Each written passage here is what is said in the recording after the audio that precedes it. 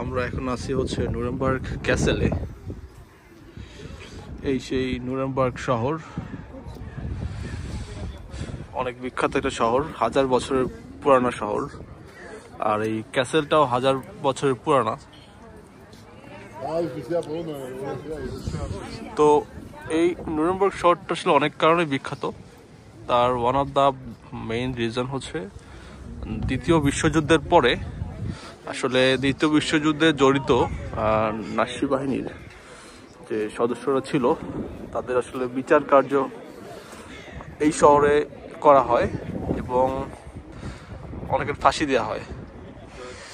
So স্বভাবত কারণেই আমি আসলে তার নামটা নিতে পারতেছি না, আপনারা বুঝে নেন। হিট তো আসলে এই লোকটা পালায় যাওয়ার পরে বা আত্মগোপনে যাওয়ার পরে বা সুইসাইড করার পরে তার যে বাহিনীটা ছিল বা যারা আসলে দ্বিতীয় বিশ্বযুদ্ধে তাদের অবদান রাখছিল তাদের আসলে বিচার কার্য এখানে এই শহরে অনুষ্ঠিত হয়। তো তার নাম আমি নিতে পারলাম না, এর কারণ হচ্ছে এখানে একটা রুল আছে জার্মানিতে, আপনি কয়েকটা নাম নিতে পারবেন না, তার মধ্যে আসলে এই নামটা।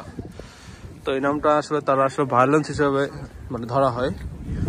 সো দ্যাট এই নামটা পাবলিক প্লেসে জার্মানদের সামনে বা না নেওয়াই ভালো। সো দ্যাট আমি আসলে আমার সিকিউরিটি পারপাসে নিলাম না।